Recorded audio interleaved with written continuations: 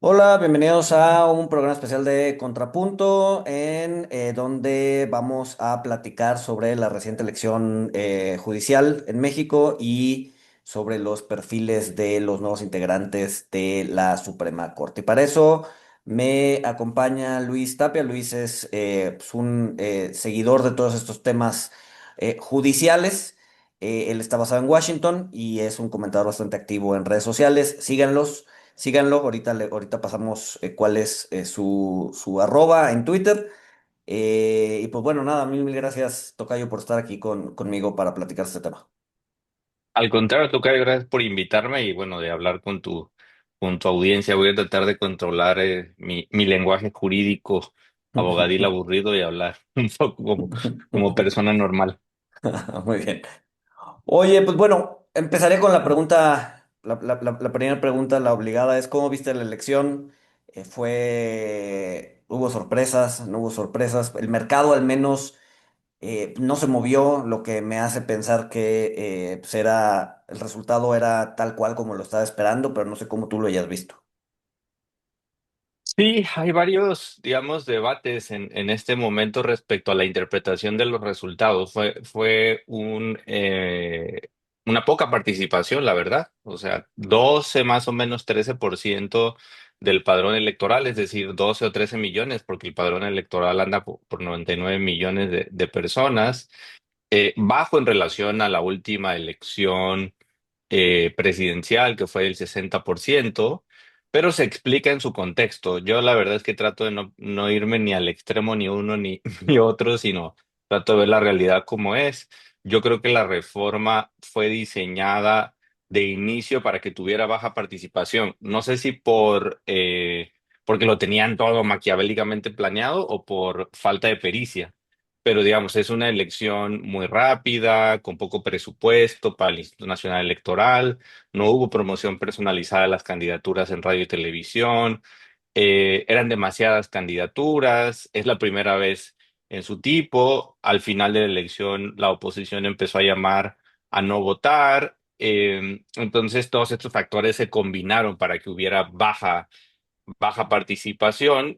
Yo al final hablaba con mucha gente que me decía, no sé, ni me enteré primero que va a haber elección o luego no sé qué hacer, ¿no? De todo tipo. Entonces tuvo ese resultado. Entonces ahora el debate es si este poder judicial es ilegítimo o no, por el nivel de participación. Pero creo que el otro elemento, y probablemente los mercados lo hayan interpretado así, es que no hubo sorpresas. Eh, Empezaron a escucharse esto de los acordeones, ¿no? Que es una cosa muy mexicana y cuando hablo fuera de México de estos me preguntan eso qué es. Digo, bueno, pues es que es lo que uno hacía en unos papeles muy pequeños para copiarse en los exámenes, y lo escondía y había diferentes, ¿no?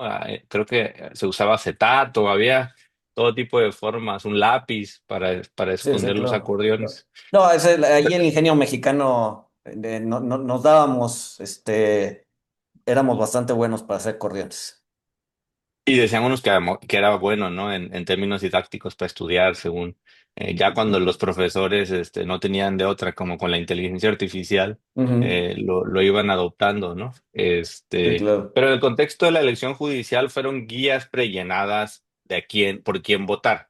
O sea, nuestro sistema de elección fue finalmente basado en colores y números. Entonces, en una combinación de colores y números que yo hasta la fecha lo veo y me duele la cabeza por la complejidad.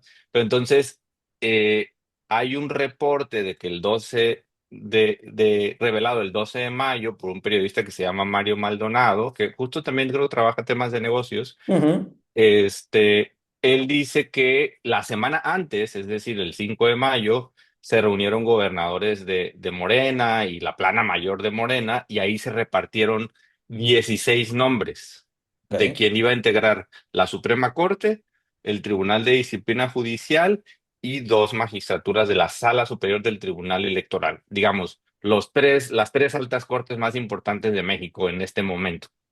El Tribunal de Disciplina es de nueva creación, no existe.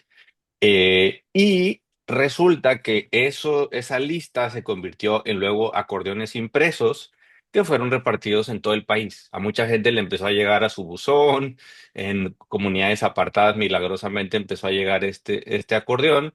Y hoy que digamos ya están los cómputos de las actas para la Suprema Corte, para el Tribunal de Disciplina Judicial y casi terminan para la Sala Superior del Tribunal Electoral, esos 16 nombres están ahí sin falla.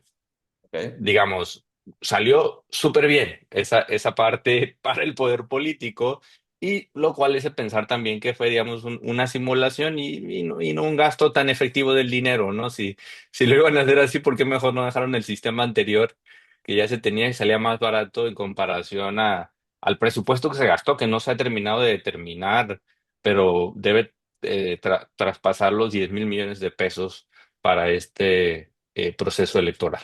Eso diría como de inicio. Ya. Pero entonces, pues prácticamente, o sea, no hay ningún magistrado, ningún juez que no haya sido elegido por el Partido del Poder. O sea, no hubo Ahora lo, po- sorpresas para Morena. ahora lo podemos ver con más detalle, pero tal vez, bueno, solo antes de contestarte una cosa, no ha terminado el conteo.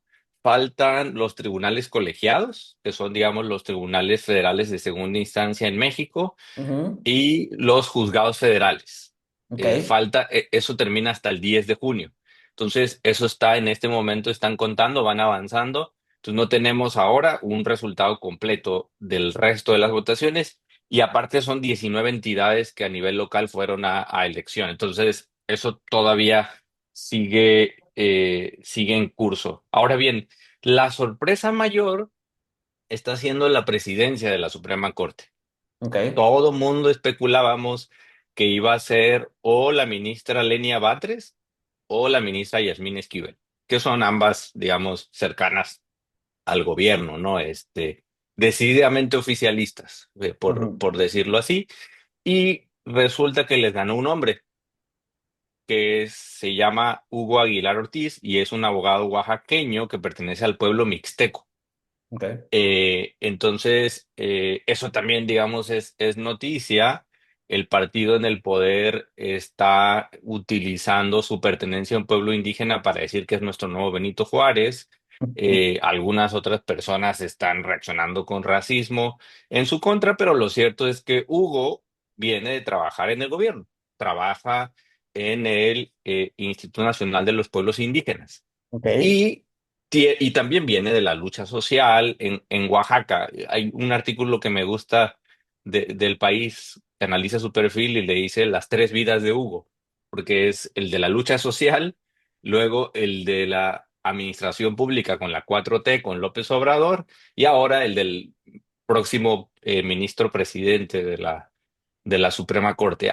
Hay una interpretación de que incluso la ministra Lenia Batres quiso ser ella y que habría presionado. Es como un rumor de que ella sí se había sacrificado por el partido y tenía que ser ella, pero lo que dice la Constitución ahora es que quien tenga más votos gana la presidencia, y Hugo Aguilar tuvo más de 6 millones de votos, entonces él va a ser electo.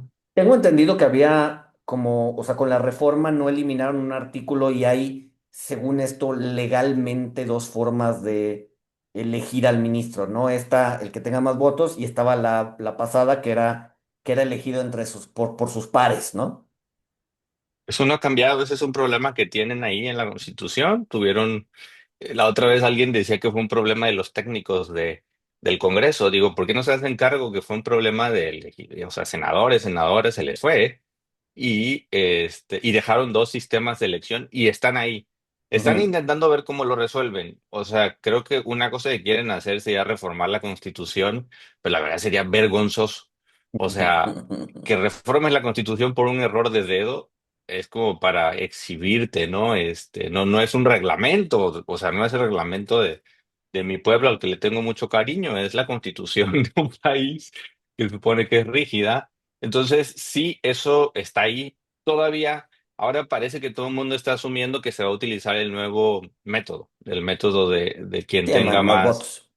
más votos, y que además el nuevo método hace que el periodo de presidencia se reduzca de 4 años a 2 años. Ok. Entonces, la siguiente presidencia sería quien ocupa, quien tuvo Sí, la menos números segunda. de votos, Ujú. sí, que sería Ya, la ministra Lenia Batres, luego Yasmín Esquivel, luego Loreta Ortiz y luego María Estela Ríos González, todas súper cercanas al gobierno, no hay falla ya. en ese cambio de cada 2 años, sí. Ahora, ¿cuánto es lo que van a durar los ministros? ¿Son 10 años, 8 años? Son 12 años, 12. eh, pero en este momento hay un sistema escalonado. Eso es lo que te Eh, iba a preguntar, o sea, o sea, dentro de 12 años vamos a tener que elegir otra vez todos los ministros de la Suprema Corte o cómo funciona? no, lo van a mover porque primero las ministras que ya estaban solo pueden estar el tiempo que les faltaba de su mandato anterior, Ok, digamos. Esa es una cosa que va a cambiar. Entonces, la ministra Lenia Batres, ella sí, completito, ella puede estar los 12 años sin ningún ok. problema porque ella la nombraron apenas Sí, sí, para sí. un periodo de 15 años. Entonces, no tiene problema. Pero la ministra Yasmín Esquivel llevaba, me parece que 6 años, y la ministra Loreta Ortiz llevaba, bueno, ella también puede ser que esté igual, entonces puede ser que esté los 12 años. Probablemente Yasmín Esquivel es la única que le aplica este periodo, pero al resto hay un transitorio que dice que van a durar en el cargo entre 11 y 8 años para hacer sí ahora sí un escalonamiento y que no vuelva a pasar lo que pasó ahora, Ok. para hacerlas coincidir a algunos con una elección intermedia y otras con una elección presidencial, de modo que no se cambie toda la corte de un solo, ¿no? Sí, Que no claro. es lo ideal nunca. Sí, no, no, no, no, no. Y ahora, pero ¿quién va a definir quién, o sea, quién van a levantar la mano y van a decir yo me viento por 8, yo me viento por 11 Ah, no, también por número de votos. por número de votos? Sí, sí, las personas que tuvieron más votos se quedan más tiempo. Las Ya, que tuvieron menos se quedan menos tiempo. Parece que ya está definido que serían, creo que las últimas dos personas en número de votos las que estarían menos tiempo. Creo que sería Sara Irene Herrerías del lado de las mujeres y del lado de los hombres, Irving, no, Arístides. Arístides, el que este, todo el mundo le conocemos como el ministro Chicharrón. el ministro de Chicharrón, sí. Ese es por el spot que tenía, ¿no? Que estaba más preparado que un chicharrón. Exacto, él mismo se puso así, Arístides Guerrero. Ahora algunas personas me reclamaban, digo, no, yo no hice su anuncio de TikTok, él solito y así se dio a conocer y evidentemente dicen algunas personas que los actores deberían ser, sobre todo el actor principal debería ser su coordinador de oficina, ahora que va a ser ministro de la Suprema Corte, porque por ahí fue parte del éxito. No, la Sí, verdad es que claro. todos estaban en el acordeón, ¿no? O Sí, sea, claro. no hay que dejarlo de vista. Pero sí, más o menos así está organizada la Corte y bueno, también saber que de acuerdo a la reforma, el 1 de septiembre asumiría funciones la nueva Corte. Tiene que el 15 de junio calificarse la elección, entregar actas de mayoría y empieza, sí, pues un periodo de transición para definir impugnaciones. El Tribunal Electoral va a tener la última palabra en caso de que personas impugnen la decisión, revisión de fiscalización por varios de ellos estuvieron violando las reglas de fiscalización, gastaron más dinero del que debían, hicieron pago de pautas en redes sociales, lo cual estaba prohibido. Entonces ya saben, esas cosas que pasan en todas las elecciones. Pero eso realmente no va a tirar al final del día los resultados, ¿no? O sea, probablemente venga alguna multa económica, quizá. O como. O sea, no va a tirar los resultados, yo creo que no va a pasar. Los criterios de línea son bastante laxos, dice una falta grave, pero o sea, pensemos en el pasado, el Partido Verde hizo lo que quiso y nunca le cancelaban el registro, influencers en periodo de veda salieron a apoyar al Partido Verde, y en todo caso hubo multas. Aquí no sé si habrá multas, van a tener que inventar alguna cosa porque en realidad la multa, o sea, no tuvieron dinero público, Sí, ¿no? claro. Ni privado, no tienen aportaciones, entonces una multa casi se va a ver como la compra del cargo, ¿no? Entonces, probablemente alguna reconvención, hay una manchita en su expediente, pero sí, no se espera que se cancelen esas. Se espera que se cancelen probablemente algunas candidaturas de personas que aspiran a otros cargos más bajos, tribunales colegiados y juzgados federales, porque se les señaló de tener vínculos con el crimen organizado. Ok. Ahí sí, si uno de esos que ya están señalados previo a la elección gana, el INE probablemente no les entregue su acta de mayoría, digamos, ese es el otro tema que por ahí está pendiente, pero digamos, la Corte, el Tribunal de Disciplina Judicial, que es un nuevo órgano disciplinario, y el Tribunal Electoral con dos nuevos, una magistrada y un magistrado, eso está hecho prácticamente, ¿no?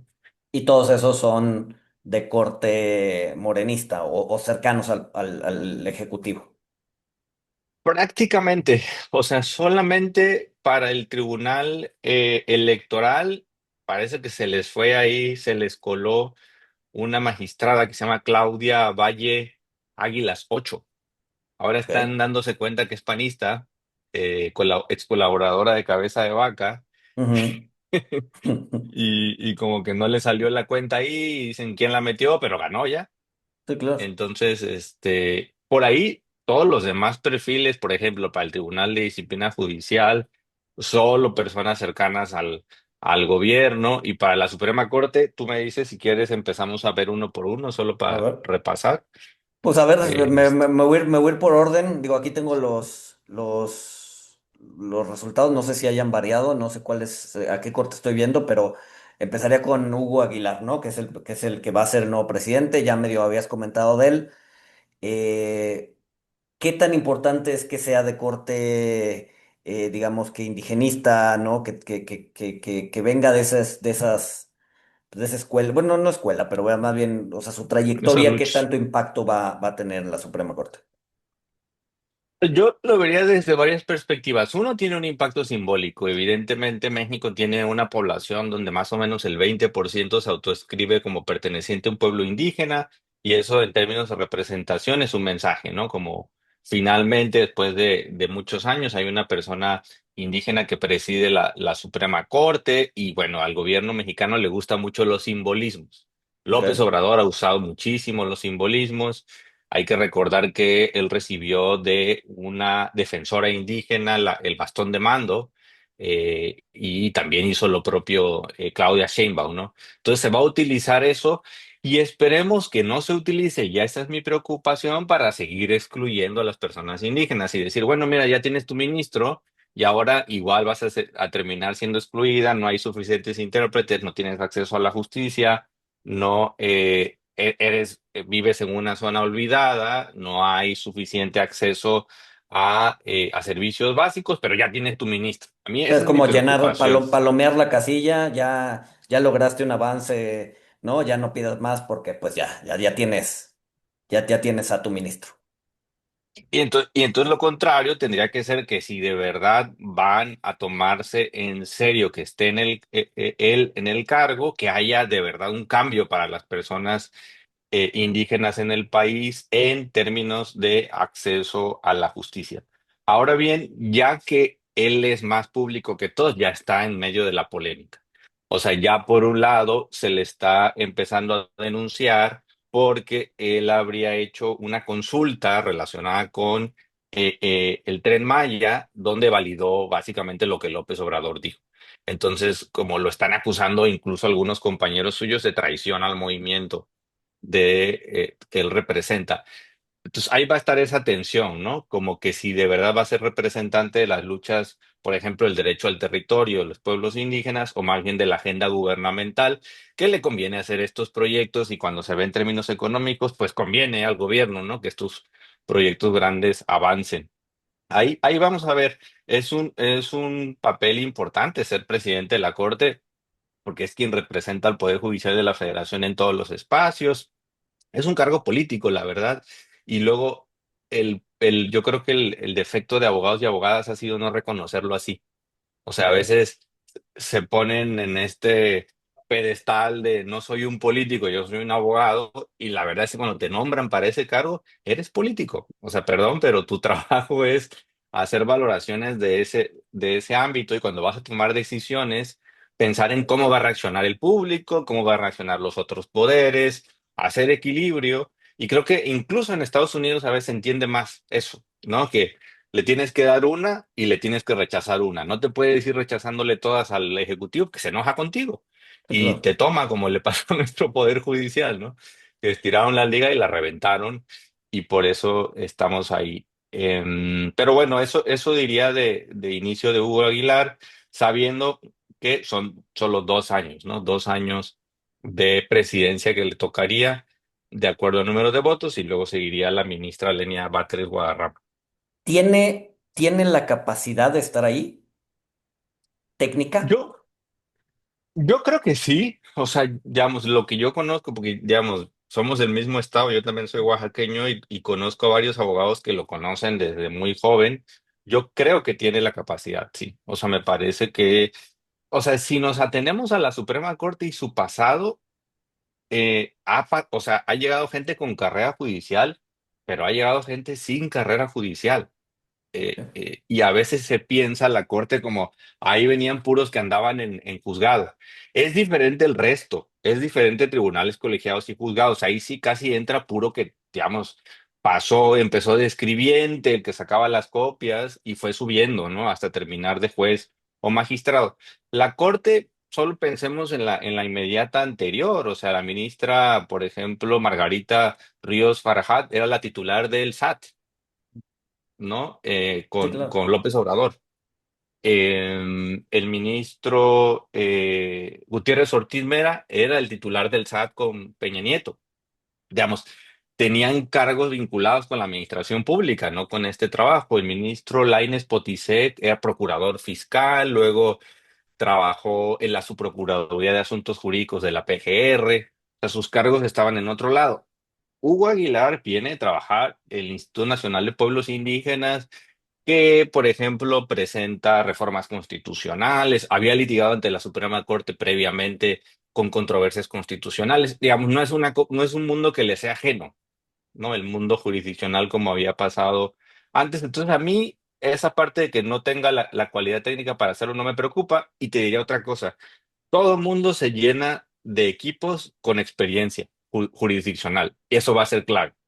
Tienen Entiendo. equipos como de 70, 100 personas. Entonces, ahí, si te haces un equipo que tenga experiencia, lo haces bien y si no, lo pagas. O sea, eso se ha visto en el trabajo de las cortes, ¿no? Claro, muy similar a lo que pasa, por ejemplo, en Banxico, ¿no? En Banxico, pues, uno pensaría que para llegar a la Junta de Gobierno pues, tienes que ser economista o haber estudiado política monetaria, etcétera, etcétera, pero ahí hemos visto administradores, hemos visto abogados en la Junta de Gobierno.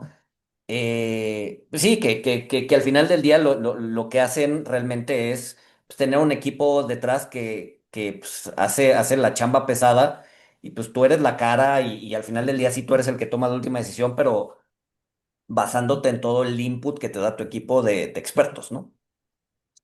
100%, o sea, Arturo Saldívar era un litigante privado, académico. José Ramón Cosío era un académico solamente, ¿no? Entonces, ¿qué pasó? Uno piensa en sus equipos y sí, tuvieron equipos muy brillantes. En la corte se llaman secretarios de estudio y cuenta, un Lockler, ¿no? Que es el que le hace los proyectos, es el que estudió doctorados en varias universidades, fue a Columbia, fue a NYU, a Harvard, a España, y es el que hace ese trabajo. Entonces, por ahí va a ser, ¿no? Va a ser interesante ver cómo se conforma el equipo de la presidencia, porque además tiene otras oficinas como de derechos humanos o de asuntos internacionales que se va a tener que observar en estos años, ¿no? Claro. Ok, pasaría a la que sigue, Lenia, que ya más o menos la conocemos, pero pues, estaría bueno ver tu opinión sobre, pues sí, o sea, qué esperar de Lenia Batres. Sí, con ella no tenemos muchas sorpresas porque fue designada por López Obrador. Ella, el Senado rechazó la terna donde venía ella y luego rechazó una segunda terna donde venía ella y lo que decía la Constitución antes es que frente a ello el presidente nombraba a una persona de esa terna que él decidiera. de esa segunda terna. Entonces López Obrador dijo, bueno, pues yo elijo a Lenia Batres Guadarrama y ella se ha comportado como una fiel al movimiento. Y yo creo que es distinto que ser fiel a una persona, porque Ok. ella considera que es compañera de movimiento de López Obrador. Cuando eres fiel a una persona, puede ser cuando esa persona se va, tú te sientes libre y eso en comportamiento judicial se estudia. Te Ujú. liberas, ¿no? Cuando el presidente que te nombró se va, te liberas de ese yugo y ese el deber de gratitud que tienes se convierte en ingratitud. Dice, ya no me importa. Sí, Con ella claro. no pasa eso, porque ella forma parte de lo que le llaman la cuarta transformación. Entonces se fue López Obrador, pero ella siguió con la militancia. ¿Qué implica eso? Que el gobierno siempre gana. O sea, fácil. Se presenta una nueva ley, como pasó con, no sé, la reforma eléctrica. Ella le va a dar la razón siempre al gobierno. Nada más que ella dice que eso es el pueblo, que bueno, que el gobierno es la representación del pueblo. Entonces sí tiene una fuerte tendencia, y se ha visto en su primer año en la Suprema Corte, a darle la razón al gobierno siempre. Si se dice que una ley es inconstitucional, ella dice que es constitucional. No importa de qué sea, ella lo que hace es cuidar a la administración pública, su dinero, sus decisiones. Entonces, eso se espera de Lenia Batres, la verdad, y yo te diría más que técnicamente es muy deficiente. O sea, ahí sí la podemos medir con su ejercicio.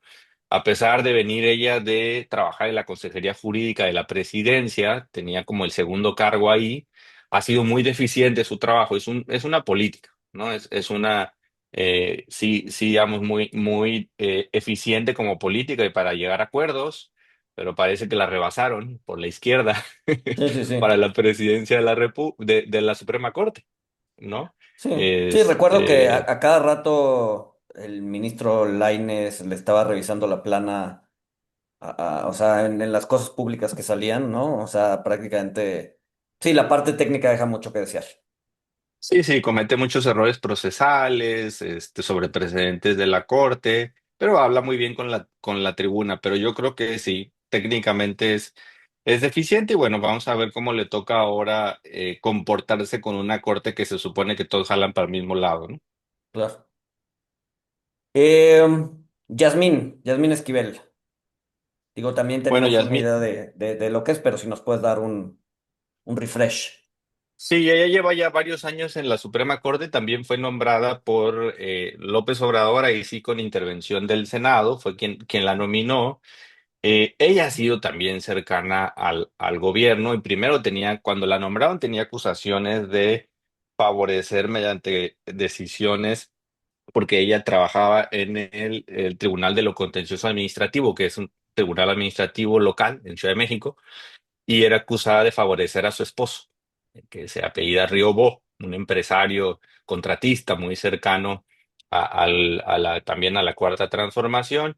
Y después el gran escándalo de Yasmín Esquivel es De que su se le tesis. acusó de plagiar su Ujú. tesis de licenciatura, justo en el contexto en el que ella competía con la actual presidenta de la Corte, Norma Piña, para presidir la Suprema Corte, con el método de selección anterior, ¿no? Donde Y tus pares te se eligen, elegía. ¿no?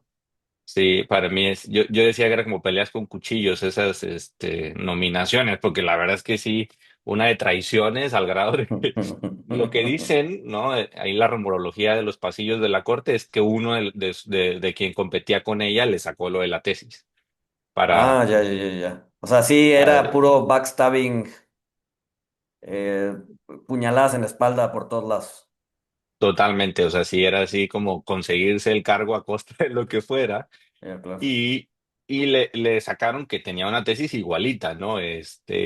Ella utilizó, en mi opinión, el sistema judicial para sepultar esa acusación. O sea, yo creo que esa acusación es cierta, plagió la Ujú. tesis, y ahorita presentó amparos y inició un juicio por daño moral mediante el cual ella dijo que la tesis era suya.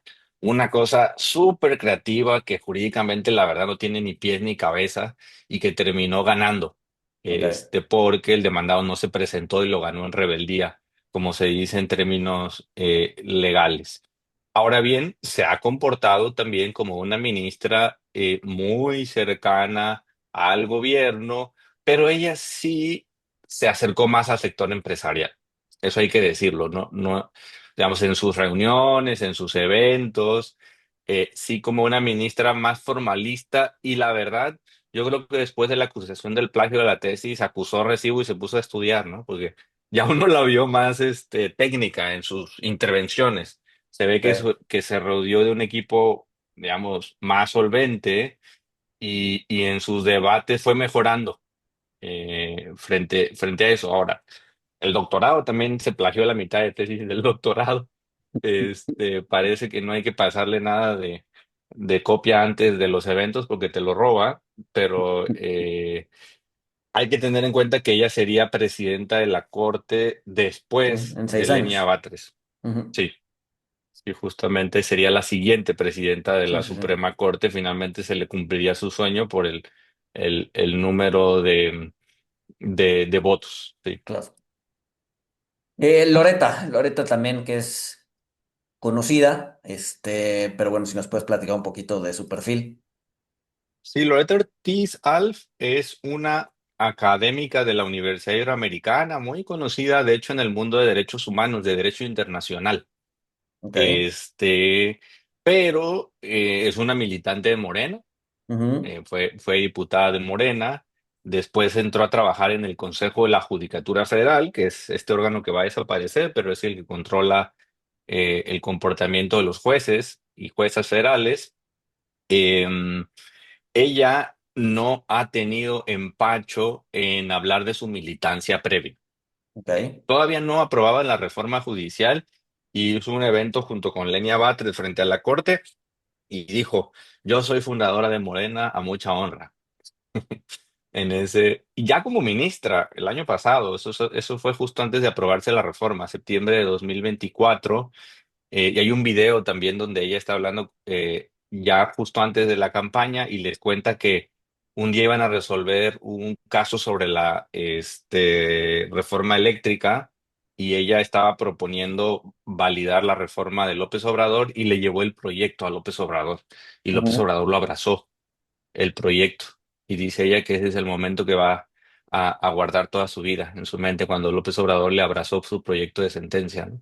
Entonces es evidente también que no se va a comportar como una ministra independiente, sino más bien muy asociada a las decisiones del gobierno. Y en estos tres casos, ¿no? Lenia Batres, Yasmín Esquivel y Loretta Ortiz, no tenemos que hacer, ¿cómo se llama? Con bola de cristal, no, ya porque sabemos. tenemos ya son ministras, ya sabemos cómo se comportan, ya sabemos cómo han votado en los asuntos importantes, entonces simplemente se espera que lo ratifiquen, ¿no? En este nuevo periodo. Ya. Y ahora sí, las cinco que faltan, pues sí, no sé qué tanta incógnita vaya a ser, pero creo que la quinta sería María Estela Ríos. Sí, ella también pese a que no ha estado en la corte, hay poca indefinición porque ella era la consejera jurídica de López Obrador, nada más y nada menos. Ok, Después de Julio Scherer, ¿no? Que ok. salió en medio de unas acusaciones gravísimas, la nombraron a ella, a Julio Scherer lo acusaron de utilizar el sistema de justicia junto con Arturo Saldívar para beneficiar y vender casos, básicamente, destacadamente el caso de Cruz Azul. Ujú, ¿No? Dijeron que él ayudó a fabricar las acusaciones contra el ahora detenido expresidente de Cruz Azul.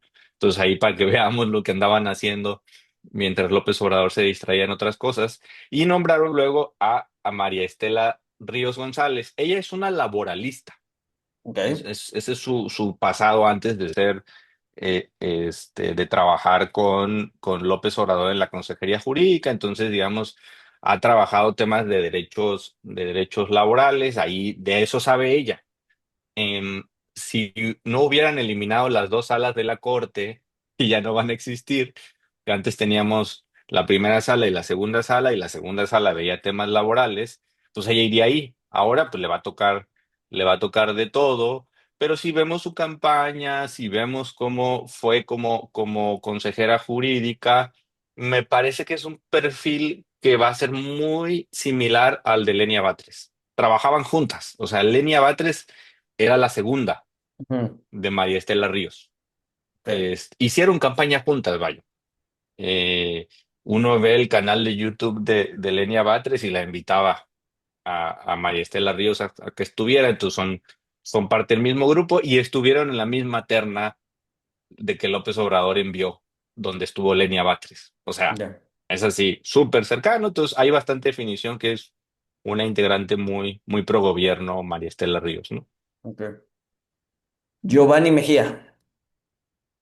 Él, hay varias preguntas que uno se hace sobre Giovanni. Él es un académico de la Ibero. Ujú, Eh, Sin embargo, ha trabajado en la judicatura. Trabajó en la judicatura de Nayarit, porque él es ahí egresado de la Universidad Autónoma de Nayarit, y trabajó en el Consejo de la Judicatura Federal y en la Suprema Corte misma, con el ministro Juan Silva Mesa, que fue presidente de la Suprema Corte, y después, como por ahí de 2015 para acá, empezó a ser académico de la Ibero.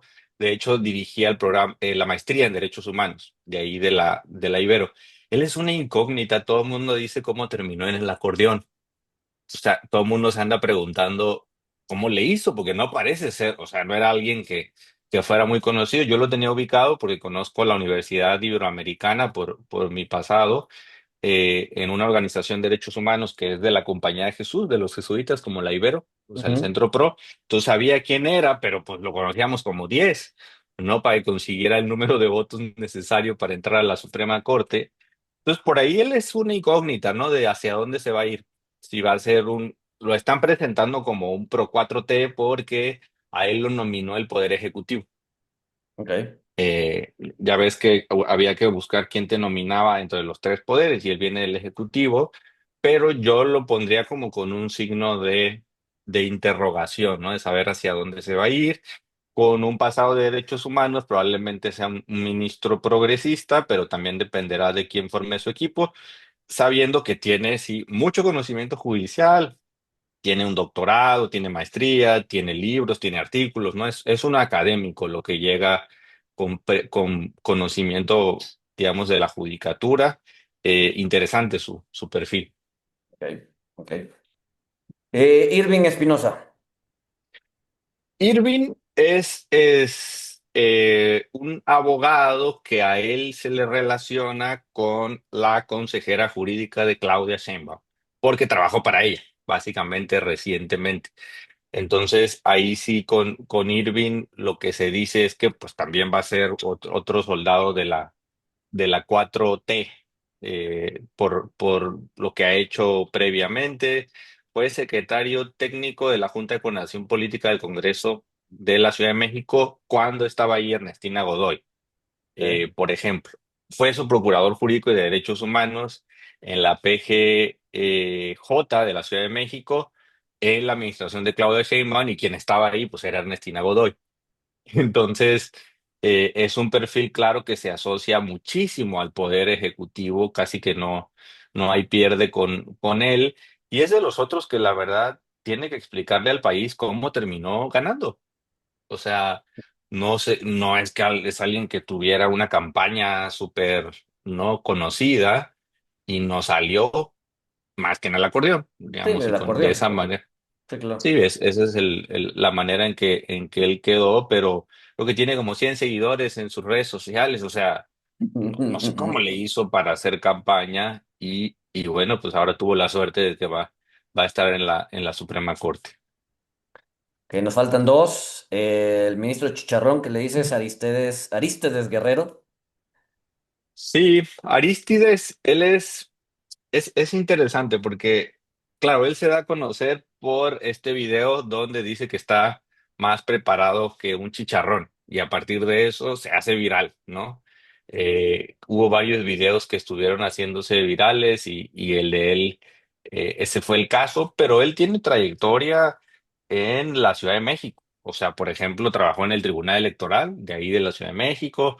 Trabajó también en el Infomex, que es el órgano de transparencia de la Ciudad de México, y tiene varios posgrados, por eso está mejor preparado que un chicharrón, porque tiene tanto maestría como doctorado por la UNAM.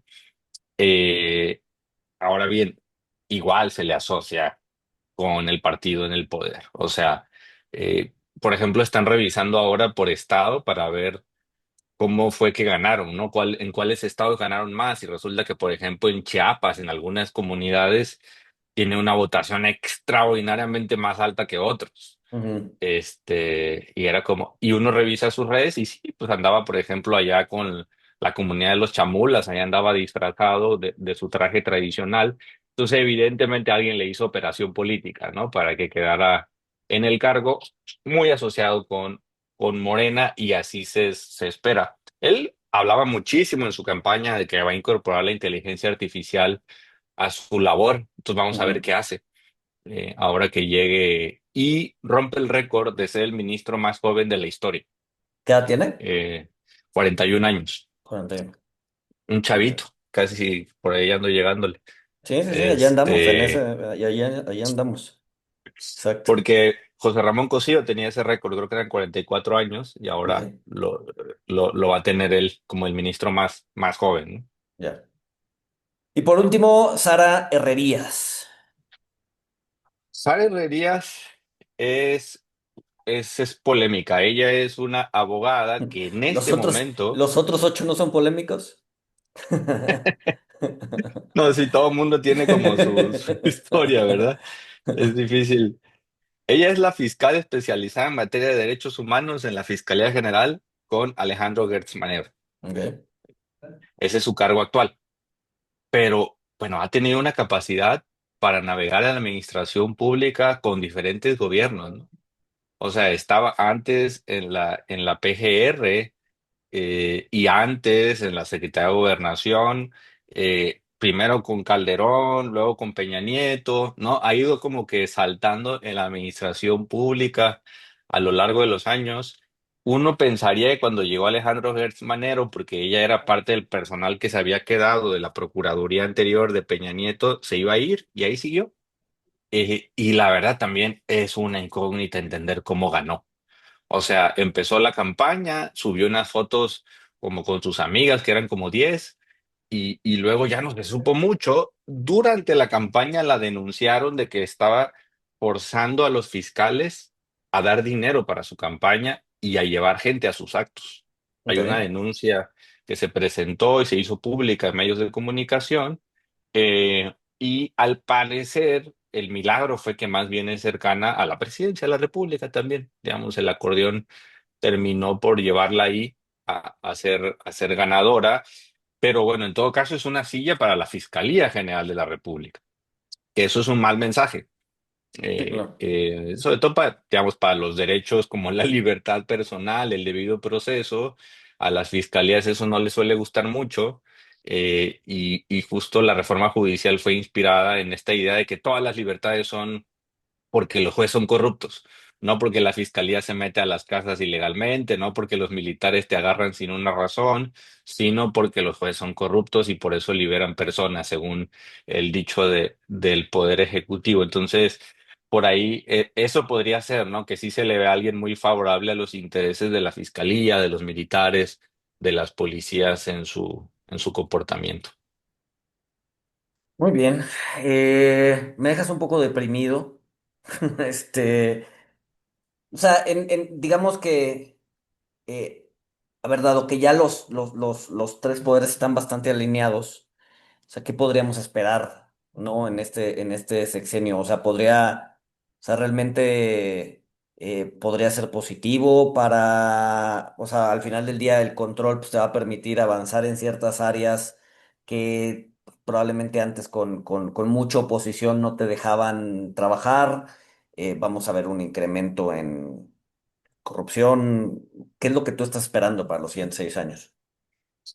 O sea, primero la decisión me parece un retroceso porque yo lo veo, no sé si la primera vez lo platicamos así, pero yo lo veo como una alegoría que hizo una vez un profesor que se llama Manuel Gilantón respecto a la reforma educativa. Entonces, yo veo el sistema de justicia como un autobús destartalado, ¿no? Con los cristales rotos, averiado en una carretera llena de baches. Y me parece que esta reforma es cambiar los choferes sin cambiar el autobús y los Ok. baches. pero por unos choferes que no saben manejar, ¿no? Este, entonces, si no le metemos al autobús, si no le cambiamos a los baches, no vamos a modificar nada. Pero además estos nuevos choferes, pues sí están muy asociados con el dueño de la compañía, ¿no? Que en realidad no van a querer hablar mal del autobús, ni de la carretera. Y eso creo que sí en las decisiones se puede reflejar. Por un lado. Por otro, se le acabaron los pretextos al gobierno. O sea, digamos, si tiene una agenda y su agenda no avanza, va a ser por impericia, por falta de capacidad, pero no porque tenga un poder que dice que le está obstaculizando su agenda, ¿no? Porque ya lo tendrá totalmente disponible, ¿no? Sí, es un Eso en poco, términos de... eso es un poco a lo que iba, ¿no? O sea, ya no hay pretextos para no hacer las cosas. Antes era la corte, no me deja trabajar, etcétera, etcétera, pero ahorita, o sea, podríamos quizás ver, o sea, hablando, y a ver, yo sé que no es tu área, pero hablando, o sea, hablando en temas económicos, en temas o sea, podríamos ver cierto avance, quizá. No, no lo sé porque también, digamos, pensemos en una cosa que tuvo impacto económico, que fue la reforma eléctrica, que básicamente le dio preponderancia a la energía generada por el Estado respecto a la energía generada por los privados. Eso no le gustó a los privados y dijeron que se vulneraba el derecho a la libre competencia económica. Eso tampoco le gustó al gobierno porque el gobierno quería tener mayor control mediante la Comisión Federal de Electricidad. Los privados presentaron amparos y detuvieron la ley, ¿no? Ujú, En materia eléctrica. Ahora bien, eso puede ser malo si se dice que el Estado tenga preponderancia en el control de la energía, porque a veces es más ineficiente, contamina más, pero por otro lado te puede dar claridad de a dónde tienes que invertir, ¿no? Ya sabes dónde va a estar, dónde va a estar más seguro. Vas a tomar una decisión clara y no va a haber imprevisibilidad porque vas a ganar, o sea, el Estado va a ganar ujú. en esos litigios. El Estado va a ganar y probablemente te conviene más ser contratista del gobierno que andarte yendo tú solo como privado, ¿no? Eso sí lo vemos desde esa perspectiva. Parece ser también, y ahí esto que me decías al principio de que los mercados parecieron reaccionar como con tranquilidad, que ya se entendió cómo viene el negocio. O sea, como que ya se entendió que el gobierno captura, pero bueno, eso, con esas reglas ya todo el mundo está contento, ¿no? Sabe por ahí dónde va. Sí, exacto, quizás las reglas, digo, sin poner un juicio de valor, empeoraron o mejoraron, pero son claras ya, ¿no? Y al menos tú decides si quieres aceptar esas reglas o no. Si no quieres aceptar esas reglas, pues te vas. Si sí quieres aceptar esas reglas, pues juegas. Pero al menos ya no hay incertidumbre de cuáles van a ser las reglas, ¿no? Un poco vas hacia allá. Eso está pasando y al mismo tiempo creo que, digamos, desde que se conoció la reforma, varias personas decidieron que iban a utilizar más arbitraje, ¿no? Las que trabajan los grandes litigios, que probablemente no iban a litigar en las cortes sus asuntos, sino van... El fortalecimiento del arbitraje, donde yo no soy experto, se va a ver, ¿no? Mejor me Explícanos un someto a un poquito, árbitro. para los que no sabemos a qué te refieres con arbitraje, o sea, qué hace referencia. O sea, Solamente a grandes rasgos en materia, por ejemplo, de contratos, que en lugar de acudir a un tribunal, como un juzgado federal, acudes a un tercero privado al que las partes acuerdan someterse a su decisión. Entonces, básicamente es justicia privada en este caso, pero tú de buena fe dices, esta persona que tiene experiencia judicial, que tiene cierto valor, cierto prestigio por su trabajo que ha hecho, va a recibir el conflicto, las dos partes en pleito, y va a tomar una decisión sobre este pleito, ¿no? ¿y esa decisión es Eh, vinculante? Es decir, ¿la tengo que acatar? es una decisión vinculante cuando te sometes al árbitro. Ok. Exactamente, es ejecutable, es vinculante, siempre digamos, tienes que aceptarla, pues, ¿no? Tienes que tú de inicio firmar que vas a estar sometido. Entonces firmas un contrato. En todos los contratos al final dice, y la jurisdicción será tal lugar.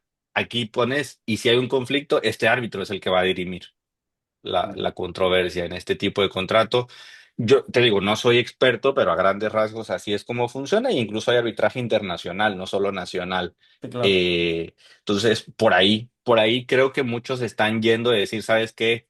Yo ya no confío en este árbitro que es la justicia mexicana, mejor voy a someterme a otro tipo de arbitraje.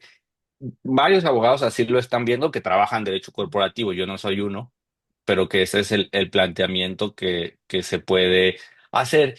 Y ahora, yo creo que algunos sí están evaluando que alguna de estas ministras puede ser favorable a sus intereses. O sea, Yasmín Esquivel no la ven mal, ¿no? No, Ok. no es como que Sí, bueno, pero estamos hablando de un voto de 9, ¿no? sí, sí, sí, vamos a ver. Ahora, no sé, o sea, como a mí me da mucha curiosidad qué van a hacer con los primeros asuntos. Creo que vamos a medirles un poco qué van a hacer en cuanto lleguen, cómo van a resolver los temas fiscales, ¿no? Que están pendientes. Por ejemplo, Salinas Pliego está peleadísimo con esta corte. Entonces vamos a ver qué pasa con la nueva corte cuando resuelva estos asuntos. Pero en general sí, parece ser que puede haber cierta estabilidad los primeros años en términos económicos, pero bueno, vamos, no quiero decir más. En términos de Estado de Derecho y calificación, pues se ve mal, ¿no? Se ve mal un poder judicial totalmente plegado a Sí. los intereses del Ejecutivo y Legislativo, pues es un mal mensaje hacia afuera.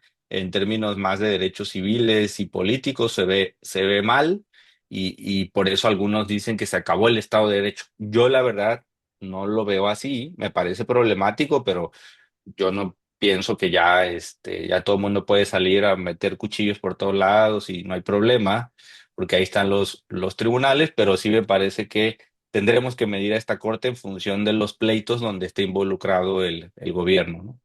Ya, claro.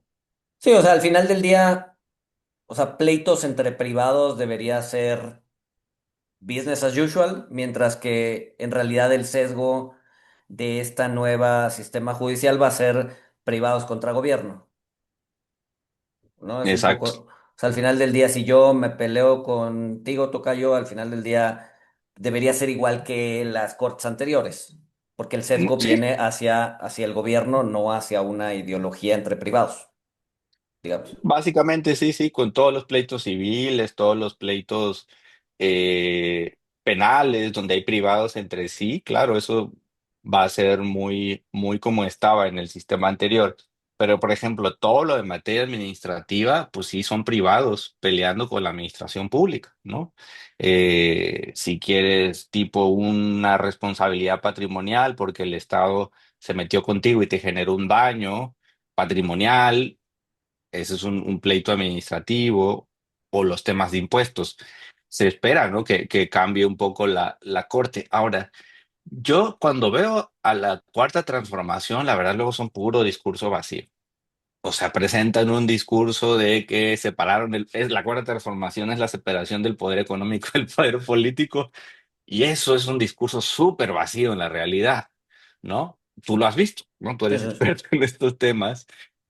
Y creo que la justicia puede ser muy parecido, andar vendiendo de que yo escucho a gente ahora, te van a sacar de tu casa y van a repartirla para todos. O sea, ¿cuándo lo hemos visto, pues? O sea, en esta nueva administración, y ya no te van a dejar subir la renta de tu casa porque ahora viene, van a tener todo el poder. No, no me parece que va a ser el caso y Sí. que ahí están los precedentes judiciales, Y pues. hay mucha desinformación de ese tipo. O sea, no quiero decir que no necesariamente vaya a pasar, pero sí hay mucho como miedo alrededor de ciertas cosas que la mayoría de nosotros pues, no conocemos porque no estamos en ese mundo, ¿no? Entonces sí es muy fácil leer el tuit o leer la noticia, ¿no? Que lo que busques que le des clic. Y pues la verdad es que mucho es desinformación también, ¿no? Sí, y la verdad es que una cosa que tenía que decir es que es evidente que Claudia Sheinbaum gobierna diferente que López Obrador. Parece ser una política más pragmática y calculadora. Y esos acordeones así lo dejan ver, ¿no? No quería dejar nada al azar. Sí, claro. Sí, claro. Eh, entonces quería tener mucho control. y es una, o sea, es una política con mucho más técnica. Yo creo que se va a empezar a ver, ¿no? También qué tanto control tiene y que incluso si no eres alguien que le funciona técnicamente, te desecha. Te digo eso porque el análisis está haciendo que Arturo Saldívar, que es muy cercano a ella y que operó esta reforma siendo expresidente de la Suprema Corte, se decía que tenía ciertos perfiles y no ganó ninguno de Ok. sus perfiles. Entonces, lo que parece ser es que quedó marginado y que Claudia Sheinbaum castiga a quien no le es leal y quien no hace el trabajo que ella pide. Muy rápido, Ya. ¿no? Y que en esa medida, pues sí, puede haber mucha previsibilidad respecto a lo que viene, menos de lo que uno habría esperado, ¿no? Sí, y que había esperado con AMLO, ¿no? También. Sí, ¿no? Con López Obrador luego uno no tenía muy claro qué iba a hacer, ¿no? Como que salía un día y te decía una cosa y te cambiaba el otro y ahora no está siendo así. Ahora, tienen que cambiar este sistema de elección, no van a regresar al anterior, no creo que eso pase porque eso sería reconocer un error, pero sí tienen que ajustarlo. Me parece que tuvo demasiados errores el proceso y que muy probablemente de aquí a 2027 lo vayan a De modificar nuevo. en implementación, ¿no? Eso van a hacer, yo creo, para intentar que sea una cosa no tan accidentada que luego estaba muy chabacana, o sea, las bolitas de la tómbola se les perdían y sí hicieron cosas que hacia afuera de México se veían como que estos andan jugando. Em, y eso es lo otro, de fuera de México siempre se le ve como ejemplo y ya empieza la discusión en América Latina de si ese es el método que otros países deberían seguir, porque México pues, tiene mucha influencia política, jurídica, cultural en América Latina y ya están observando de que, oigan, pues es un país que no le salió tan mal, ¿no? Sí, Por ahí claro. lo podemos ensayar nosotros. Sí, claro. Sí, claro. Tocayo, ¿con qué terminamos? Quizás una nota Pues positiva. no, o sea, yo siempre me preguntan de la nota positiva, es que creo que la conversación sobre estos temas se amplió un poco. O sea, como que parece que eh, yo al principio del proceso pensé que se iba a apagar la discusión pública enseguida. Digo, los abogados nos sacaron de las madrigueras y nos van a meter otra vez porque somos muy aburridos, pero no nos han regresado. Ahí seguimos afuera hablando.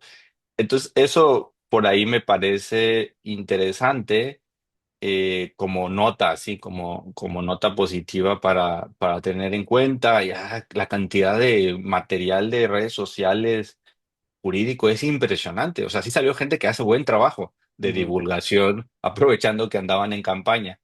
Creo que eso es interesante de observar y ojalá también haya un poco más de seguimiento de los asuntos de la justicia, como que veamos más las transmisiones y veamos de qué se trata eso para enterarnos, porque lo que prometieron es que ahora estos van a ser como políticos y supuestamente van a rendir cuentas, o sea, mayor transparencia.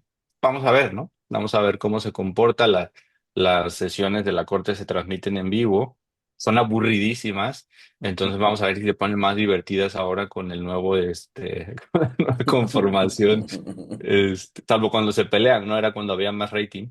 Sí, claro. Este, pero eso como parte que hay una discusión un poco más amplia, la verdad a mí no me parece que simbólicamente el hecho que hay un ministro que pertenece a un pueblo indígena es bueno, ¿no? Para también el tema de representación, que es importante, así como mujeres, así como sucedió en algún momento en Estados Unidos con Obama, ¿no? Que luego hubo mucha discusión si eso cambió o no la realidad de las personas afrodescendientes, afroamericanas. Entonces vamos a ver en México, ¿no? Esa es la otra discusión interesante que les terminó ganando a alguien que nadie tenía en el radar y que propios extraños ahora, por ejemplo, los de la 4T dicen que casi que siempre lo reivindicaron. Yo por ahí venía alguien en Twitter que decía, resulta que hasta estuviste en el bautizo de sus hijos y nunca dijiste que era tu gallo, ¿no? Sí, O claro. sea, por favor, pero bueno, yo también lo considero una nota positiva. Si algo tendríamos que sacar de esto. Y bueno, a seguir observando, a mí que me gusta mucho el comportamiento judicial, pues ya podremos tener tal vez otra conversación Sí, cuando seguro. empiece a operar la nueva corte. Y mientras tanto, te pueden seguir en redes, que eres bastante activo, comentarios bastante atinados. No sé si quieras recordarle a los que nos escuchan en dónde te pueden seguir. Sí, estoy en Twitter que me niego a llamarle X, @Eliud Tapia. Eliud termina con D de dedo y luego Tapia. Ahí estoy comentando y a ver si me vuelvo a regresar a mi TikTok, pero por ahora sigo ahí porque es donde me siento más cómodo No, comentando. no te gusta bailar y comentar. Exacto, no, voy a ver si me busco un nombre parecido al chicharrón para conseguir seguidores también. Ahora es lo que está de moda, pero gracias por invitarme y No, pues al contrario. y yo siempre siguiendo también, sobre todo los temas económicos, para intentar entender qué está pasando y no que comprarme los extremos que en estos temas también abundan, me parece. Sí, sí, sí, sí, sí, sí, hay que buscar siempre el punto medio y ser lo más, lo más centrado posible para no caer en estos extremos. Pero sí, toca sí, sí, sí, o sea, te tomo la palabra, quizás en algunos meses, ya que la Corte esté, cuando empiece a jalar sus primeros casos y empiece a ver sus primeras resoluciones, pues estaría interesante ver, pues tener más claridad de cómo están votando los ministros. Digo, hay tres que conocemos bien, pero pues, los otros, pues sí, al final del día, o sea, podemos conocer su trayectoria, pero pues no sabemos en la práctica cómo funcionan, entonces pues estaría bueno darle un update de este análisis más adelante. Muy bien, pues puesto. Pues tocayo, mil gracias a todos por escucharnos y nos escuchamos pronto. Bye.